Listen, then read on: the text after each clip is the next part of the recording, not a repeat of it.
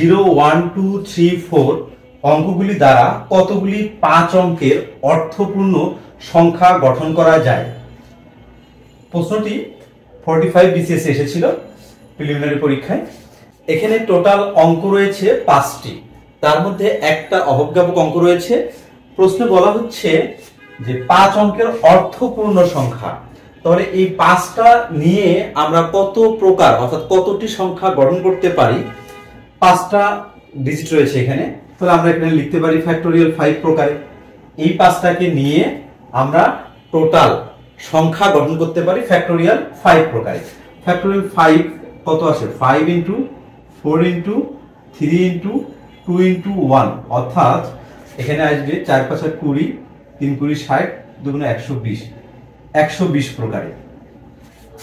আমরা এখানে দেখাচ্ছি এই যে এখানে 120 প্রকার সংখ্যা পাচ্ছি, এর মধ্যে কিন্তু 0 2 3 4 1 এই সংখ্যাটাও আছে।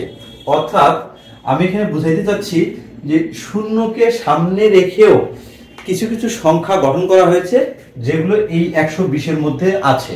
আপনারা একটু বুঝুন যে এই শূন্যকে যদি সামনে রাখি তাহলে কি এটা 5 অঙ্কের সার্থক অঙ্ক হয় বা অর্থপূর্ণ অঙ্ক হয় কি?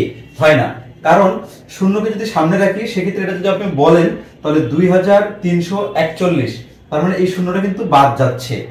তার মানে শূন্যকে সামনে রেখে যে সংখ্যাগুলো আমরা পাচ্ছি এবং শূন্যকে সামনে না রেখে যে সংখ্যাগুলো আমরা পাচ্ছি, অর্থাৎ সবগুলোকে মিলে আমরা যে সংখ্যাগুলো পাচ্ছি সেই সংখ্যাটা হচ্ছে 120। এবারে আমরা করব কি? শূন্যকে সামনে স্থির রাখবো। এবারে শূন্যকে সামনে স্থির রাখবো। শূন্যকে যদি আপনি সামনে স্থির রাখেন তাহলে এদিকে কয়টা অঙ্ক থাকবে? 4টা অঙ্ক থাকবে। এখানে তো টোটাল আছে হচ্ছে শূন্য সহকারে 5টা, তাহলে এখানে 4টা থাকবে। ওই 4টাকে নিজেদের মধ্যে আমরা সাজাবো। 4টাকে যদি নিজেদের মধ্যে সাজাই তাহলে লেখা যায় ফ্যাক্টোরিয়াল 4 প্রকারে।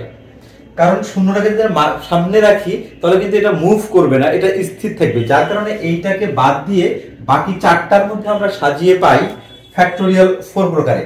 ফ্যাক্টোরিয়াল 4 = 4 × 3 × 2 × 1 = 3 × 4 = 12, 12 × 2 = 24।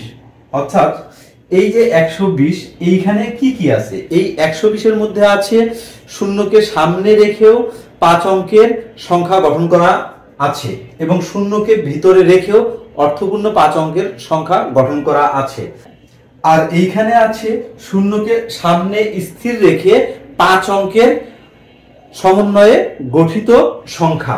এখন আমরা যদি এই 120 থেকে এই 24 বাদ দেই, অর্থাৎ সবগুলো সংখ্যা থেকে যদি আমরা 4 অঙ্কের সংখ্যাগুলো বাদ দেই তাহলে আমাদের কত আসে?